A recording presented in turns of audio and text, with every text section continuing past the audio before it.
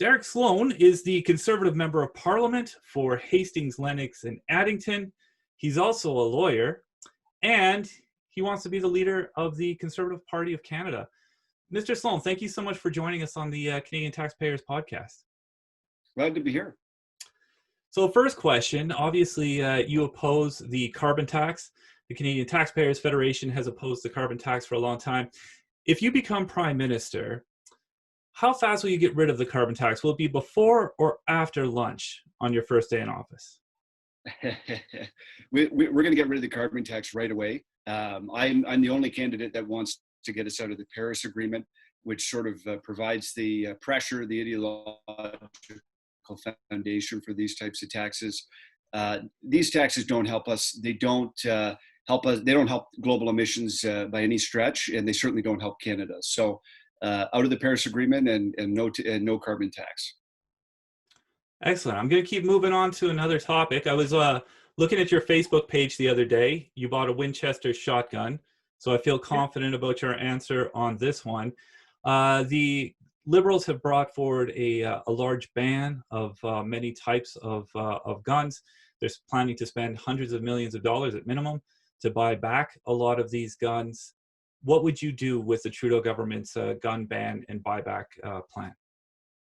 Yeah, so certainly I would scrap it, and I have a great plan to actually expand rights for legal gun owners, and I think gun owners would be pleasantly surprised by my plan. You can see my plan on my website. You can see some webinars I've done with the CCFR, for example, or the NFA, and I have.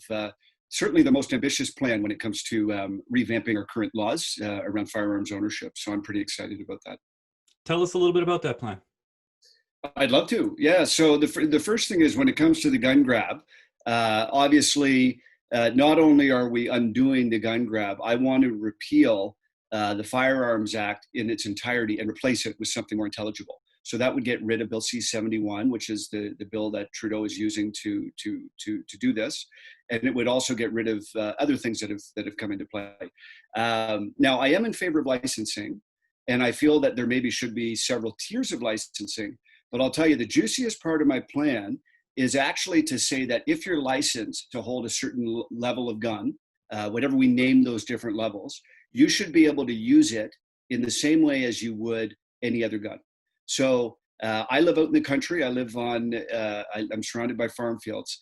I can go out and shoot some very high-powered hunting rifles without any issue. But if I was to take a .22 pistol out back and shoot it, I could go to jail. And that's the type of laws that just don't make sense. We know that legal gun owners are not the ones that are committing crimes. In fact, they're less likely than an average person to commit a gun crime. I mean, those stats are staggering. So there's no sense having, the point of the licensing system is to say, look, we trust this person to own firearms. So if you're allowed to own a firearm, whether it be, a pistol or a rifle, and you go through the appropriate training and the daily police checks and all that, you should be able to use it the same way as you would any other gun. So this would enable handgun hunting, using a sidearm in the bush, even for self-protection. So, and we'll also put in laws that make it very clear that it's okay to use your firearm judiciously in the case of self-defense. So we have a pretty exciting platform, and frankly, none of the other candidates are even getting close. Some, of course, I think all of them are against what Trudeau is doing, and that's great. But none of them are actually expanding the rights of legal gun owners, and I think that's an important distinction. And certainly from the Canadian taxpayers' perspective, it's an awful lot of money that doesn't seem like it's going to make anybody safer. And we're against wasteful spending. And so for us, that's where we jump in. But I want to go to that, to spending and some of those problems. Obviously, we see the deficit soaring right now. I don't think anybody saw the pandemic coming. Obviously, there's a lot of costs associated with that. But there were deficits before the pandemic, and we've got a big problem now. How do you go about tackling that? How long will it take to deal with the deficit? Well, there's a lot of government waste, as we both know, which is obviously part of it.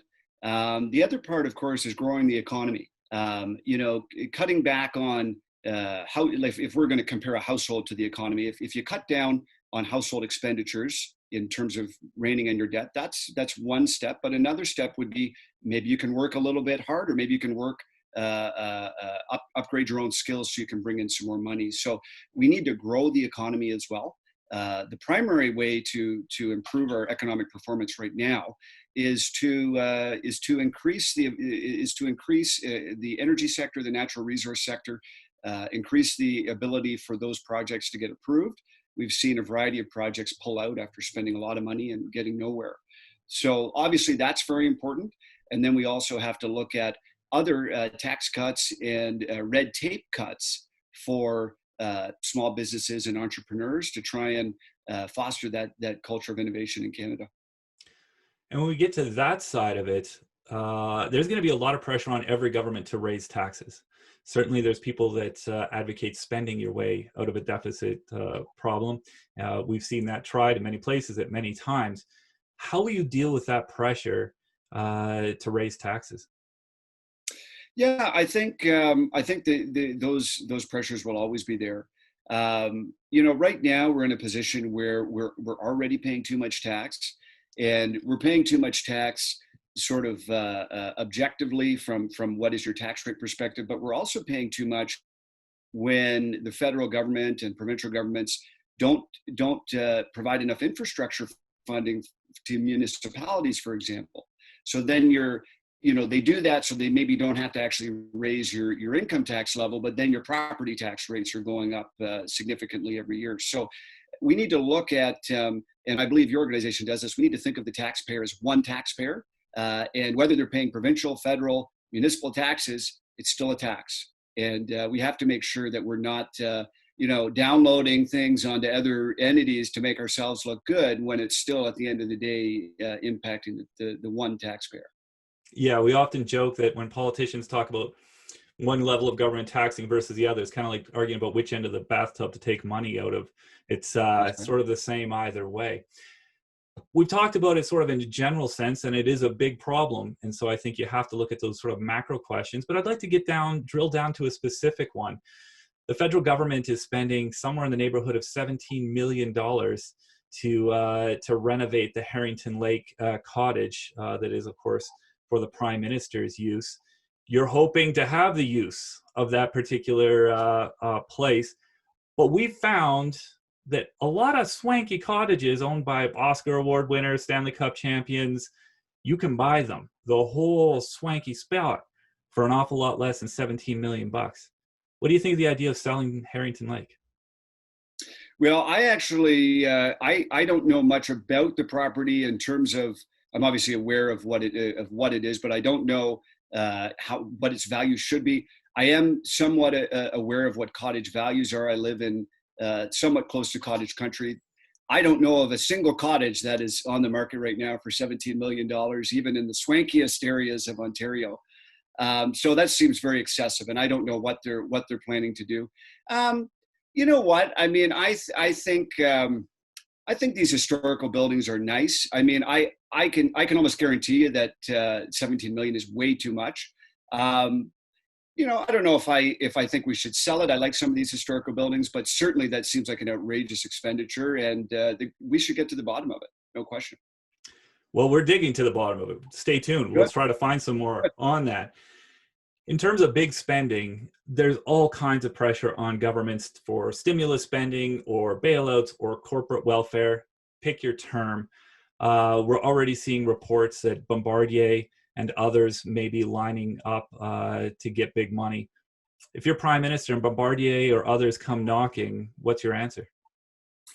Well, I don't believe in corporate welfare really at all. And I think that, in fact, one of the planks of my plan is to eliminate corporate welfare. So, no, I don't think that that's something that we should be doing. I mean, I can't think of one time where it's turned out in our favor. I'm just thinking of GM. I used to live in the Oshawa area, and it's barely 8 or 9 or 10 years. I guess it's slightly over 10 years when we bailed them out, and the last car came off the line there a few months ago. So it never pays back for us, and I frankly can't think of a reason why we should. Let's go to another really expensive program, Equalization. When you look at Western separatism, it's hard to ignore, and equalization is sort of a symbol of that discontent. And it really can't be ignored anymore. What would you do to fix equalization? Well, we certainly have to address equalization. And it's one of those things where I think there has to be a little bit of give and take because you're dealing with different provinces, and many of whom have been on the receiving end of equalization for some time.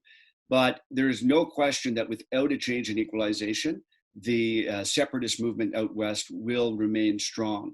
And I have pledged to address equalization and even call a constitutional convention should the provinces be online with that. And there may be an opportunity for that. We have a lot of conservative premiers right now.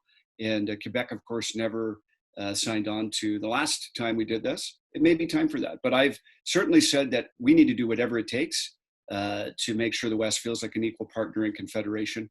And equalization is certainly, equalization and representation are the two biggest bones that many Westerners have to pick with the rest of the country. So you'd be in favor of putting the premiers together around the table and discussing equalization. It's always a messy thing, but that's something that you'd be looking at doing. I think we have to. I don't think there's any way to address the issues out west right now. And frankly, the way that equalization has been used in practice is basically unfair to the West. I mean, there's no question. So we do have to address that issue. I mean, there's no way to avoid it. Want to take it over to accountability. We push for lower taxes and less waste. We also want to make sure that government money that is spent in a good place. And one of the places we see the greatest need for that is in First Nations communities across the country. We've partnered with a courageous Indigenous activist named Charmaine Stick to take the Onion Lake Cree Nation to court to find out, so that she has the right to see her community publish their books, just like all of the rest of us. We can see the books of our local government anytime. What would you do with the First Nations Financial Transparency Act?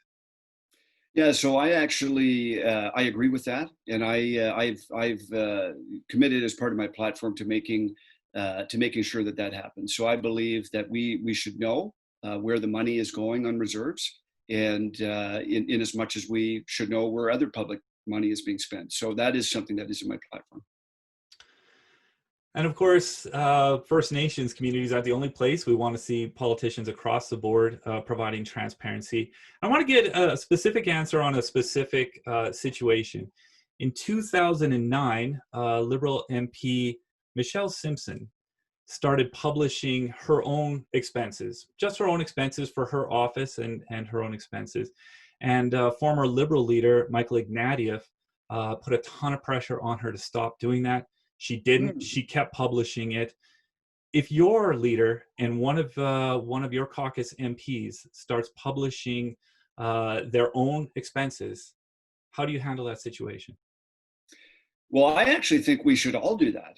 Not only do I think one person should do that, I think we should all do that. Now, did this person was it literally every itemized receipt she had out there? Was it that level of detail, or what was she doing?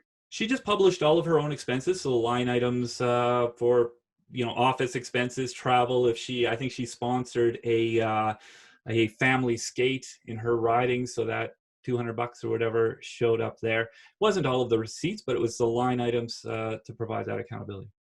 I actually think it's a good idea. I mean, I know nothing I'm ashamed of that I've spent money on, and I couldn't care less if someone knew what we were spending money on down here. So I think it's a good idea. All right. Well, I've asked you a bunch of policy questions, but I also want to give our supporters a chance to get to know you just a little bit and ask you kind of perhaps a funny question. I was reading your bio. You enjoy spending time outside. You enjoy, it specifically says you enjoy using a chainsaw, which is a funny peace and quiet kind of thing, although compared to question period, maybe it is. So here's my question for you. What's more dangerous, a chainsaw or Twitter? Oh gosh. Well, Twitter is certainly Twitter is by far more aggravating and more irritating. Uh, if you're out in the woods with the chainsaw, you don't feel like you've wasted any time. I could be on Twitter for 10 minutes and I feel like I've just wasted an hour. So, but you know what? Let me put it this way: Twitter can end your career in an instant. I suppose you could die using a chainsaw, but if you're Twitter, you have to be careful with how you use Twitter. That's for sure. So I would say Twitter. Those are the questions I have for you, Mr. Sloan. I know you need to get back on the campaign trail. I don't want to take a lot of your time. Anything else that you'd like to add today? Well, thank you. And I want to thank your viewers and thank you for the work that you do. For those who are conservative members, I just want to encourage you to vote in this upcoming leadership. The ballots will be mailed out shortly. And I encourage you to seriously consider my candidacy. I'm certainly the most outspoken on a variety of issues that relate to keeping Canada strong and free. And a large part of that, of course, is keeping government in check and keeping government spending in check. So I encourage you to check out my website. It's dereksloan.ca. And I can't wait to see what happens. And I'm looking forward to the future. So God bless Canada and God bless Canadian Taxpayers Federation. All right. Well, thank you so much for taking the time to chat with us. Stay safe on the campaign trail. Thank you so much. All right.